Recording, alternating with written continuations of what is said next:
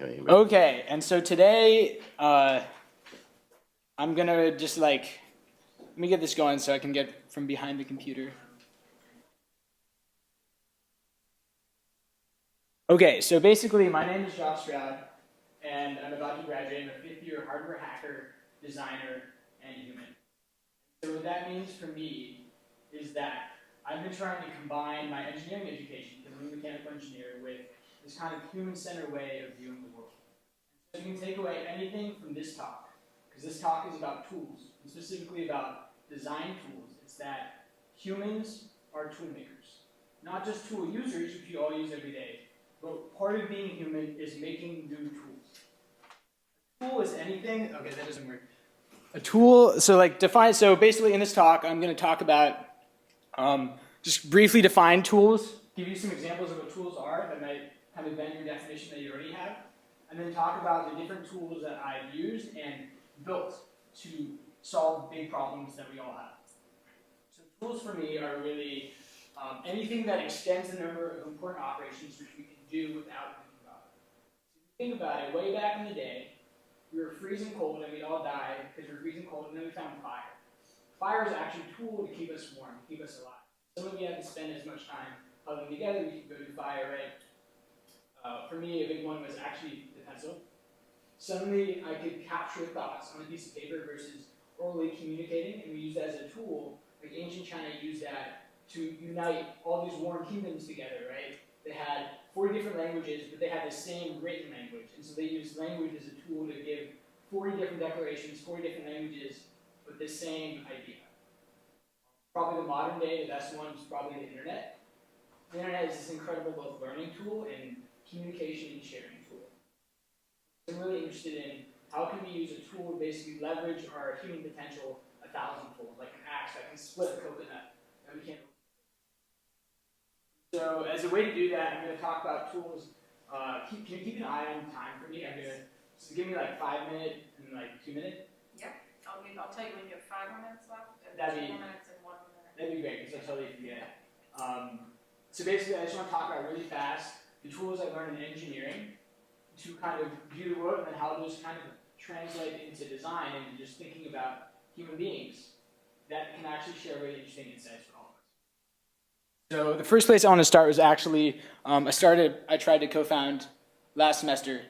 I tried to build a 3D metal printer. Who here knows what a 3D printer is? Okay, great. So we try to make a 3D printer that prints amazing objects out of metal. And this is completely impossible. There's a PhD who's like spending 7 years researching this, and we thought we could do it in a semester. It's kind of crazy. I don't know what we were thinking, but kind of hallucinating a little bit. But for me, so we went through this whole design process, right? And this is what we came up with. It was kind of a hunk of junk. I think it literally caught on fire when we tried to demo it for the professor. I remember the professor tapped me on the shoulder and said, "You tried." And I wanted to go cry in the corner. It was terrible. But for me, what was really interesting is that we could kind of, we learned this in engineering, this kind of like system diagram approach of just breaking anything down into parts. And then you can kind of work on individual parts. And so you might not understand what this is, but this is basically, you have computers talking to some sort of flaming thing that creates metal, right? Or melts metal, right? And I was really curious, this is a really great way to capture, to model this thing that we were trying to create. Keep this in mind that this is like a tool to capture our knowledge about this, right? And who here knows what a business model canvas is? Okay, great. Can I get sound? Does that work? I'm just trying to keep this interactive because I know otherwise you guys will fall asleep.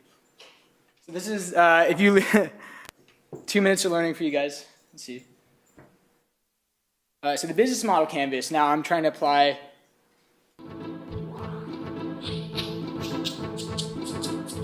An organization's business model can be described with 9 basic building blocks: your customer segments, your value proposition for each segment, the channels to reach customers, customer relationships you establish, the revenue streams you generate, the key resources and key activities you require to create value, the key partners, and the cost structure of the business model.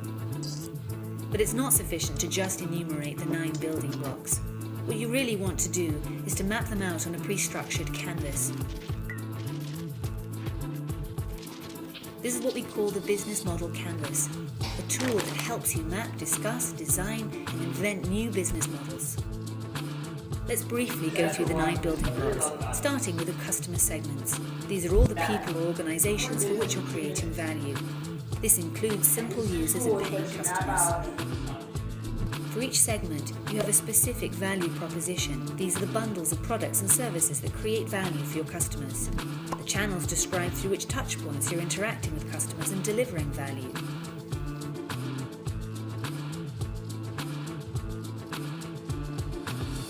The customer relationships outline the type of relationship you're establishing with your customers.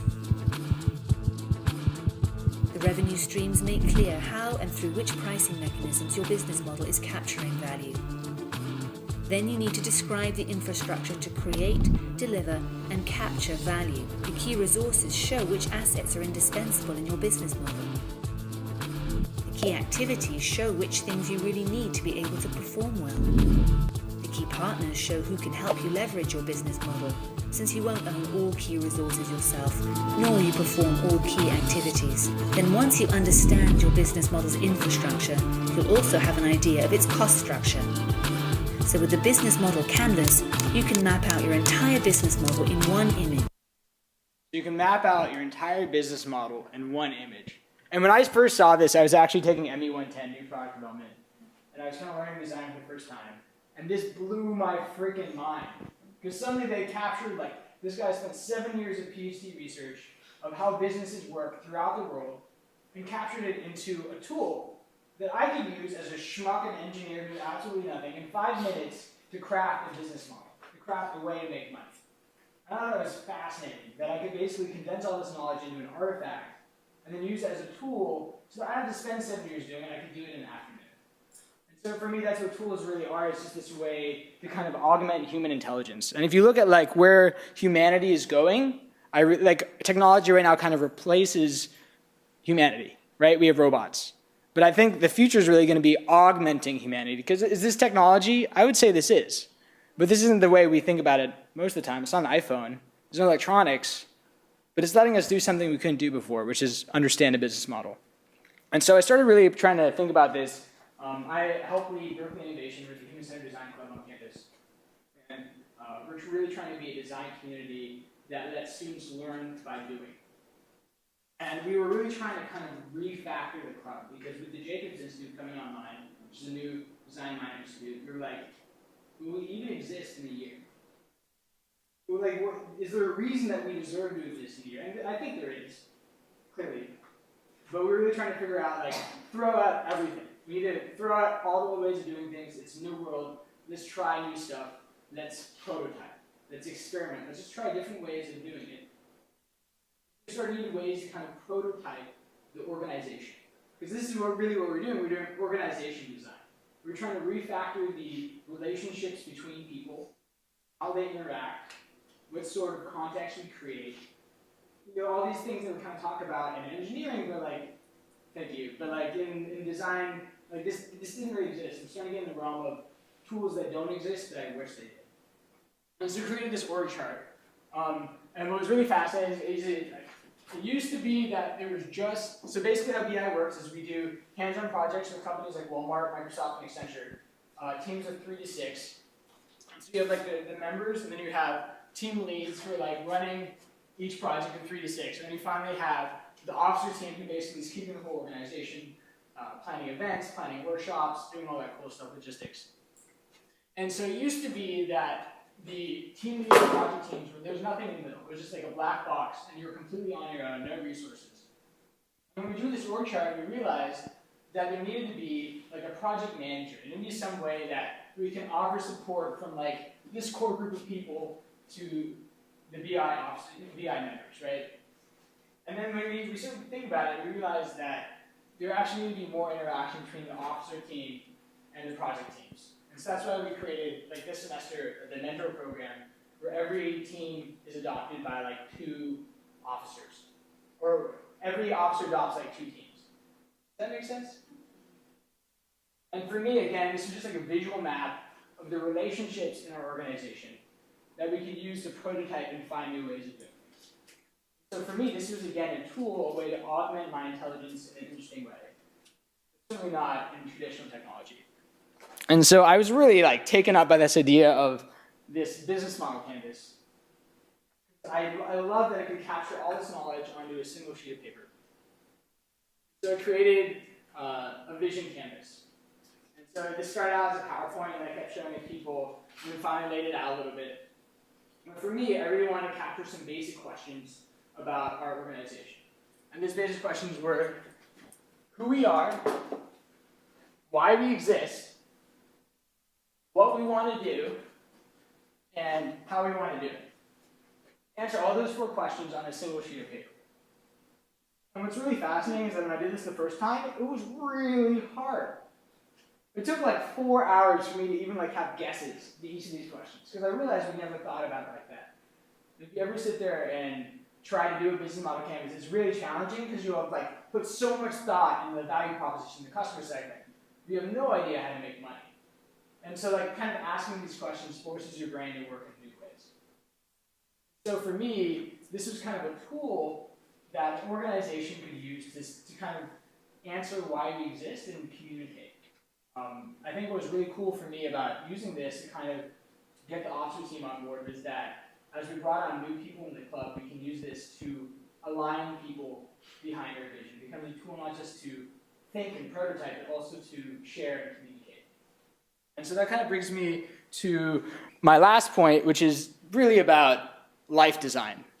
Because I'm just completely obsessed with human-centered design, because I really think that it's a way of viewing the world. And so I've also been obsessed with this idea of mapping out X on a single sheet of paper. It's actually great for presentations, right? And so this was my life canvas, where I tried to map out everything that's important to me in my life on a single sheet of paper. Answer some basic questions, right? Who am I? Why I exist? What I want to do? And how I want to do it. But most people don't even ask these questions. This, in my experience, I'd say 2/3 of people I show this to, at least slides over to oh, that's cool, and then just move on to the next thing. Maybe 1 in 10 it'll be a hit, and then I'll end up talking to them for 4 hours about what's the meaning of life, existential. So for me, this was really interesting because it took all these things that were kind of internal, visualized them in a way that anyone could understand, not just for me, but really to share and communicate. And so this is really a tool that I use now to kind of live a life with intention. So to kind of sum up this talk, if you take away anything, it's that humans are tool makers. I made all these tools. And you guys can make tools. We're tool users. We use tons of tools every day, from the computers to the internet, clothes we wear. In fact, our entire civilization is based on other people's tools. But really, I think the really exciting stuff is when we start making our own tools. So I want to ask you, what problems do you have in your life that are bugging you? Can you come up with a solution? Can you make a tool and then share it?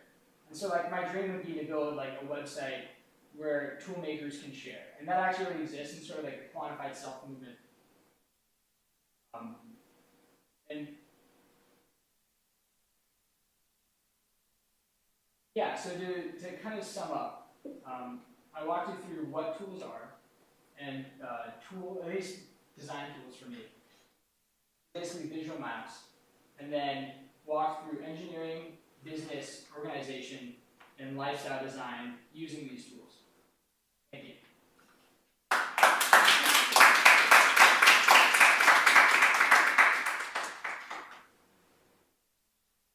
You guys have any questions? I actually bounced ideas off Cecile for an hour. I did some drilling. Thanks, Josh, for your presentation. I have a question, and this maybe ties in a little bit with what Kelly was talking about. I noticed on your life canvas, Right. There isn't any room for anti-values or weaknesses or failures. There's lots of strengths, values, So perhaps maybe that's something worth incorporating in your life canvas. That's More of a really comment than a question, but maybe you could add an attitude. But that might be the issue with the whole lifestyle design biohack movement, right? It only, You know, like those, yeah, the vision of life is very quantifiable and yeah, also built on a model of perfection or something. And right. so Sure. how to weigh that in terms of real life or Yeah. Yeah, and also, human yeah, foibles or something. yeah, and it posits certain things Yeah. that it Yeah. doesn't leave room for things like, in the case of your values, like anti-values, right? Things that, Yeah. or in the case of your strengths, weaknesses, or. Great. And actually, I've gotten that feedback before. Because that's the thing, you know, like when you have an interview or something in the business world, right? That's always the question that you're going to be asked, right? Is, well, what's your biggest weakness, and how does it? So it's like in a way, it's kind of seems like it needs to be part of a kind of narrative based on the business model that you're basing your design narrative on. Sure. Yeah. You want to come back? Oh, it logged out. Okay. Uh, Talk about how you got like Canvas this point. Okay, yeah, so I iterated like 47 times. I journaled in my journal for like 3 months about this, like sketching it out, like usually in class because class is boring. So I just kept trying at it, and I have all the, I think it's in my Evernote somewhere, just like stacks and stacks and stacks, and just like, what if I sketched out like this? Oh, this is terrible. And like this is even a prototype, but I realized at some point I had to get this out there and start getting feedback, like MVP type stuff. But like what I'm really fascinated by is when you do this the first time. Most of my friends can't even fill in one of those boxes. There's so much like knowledge and that's like reflection that's kind of embedded in there. That's easy for me to communicate and for you to digest, but like to actually produce is like 2 or 3 years of soul searching of me like studying abroad and traveling through Asia for 8 weeks and really like trying to grapple with these big questions. So maybe like if I could like wave a magic wand, it would be that everybody took that time to build their own life canvas. And maybe it doesn't have to look like that, but really just take time to reflect, take time for yourself, and really think about how do my parents want my family, like what do I want?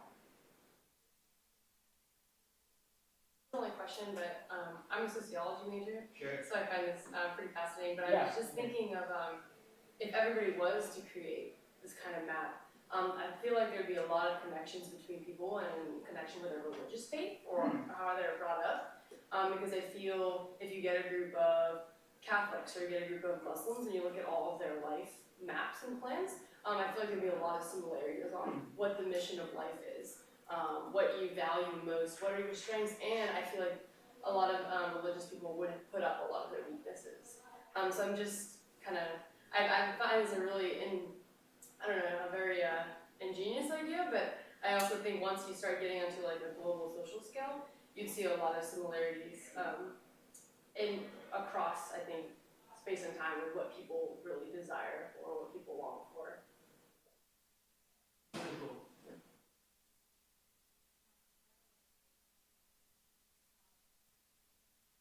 Inspired by the business model campus. Oh hell! I mean, I wouldn't say inspired. I would say obsessed. So the business Like model literally, I campus have is like a business model canvas on my wall. I like probably like every time I have an idea, I just fit in the business model canvas. that's what inspired your life campus. Yeah, and even the vision canvas, right, for like organizations.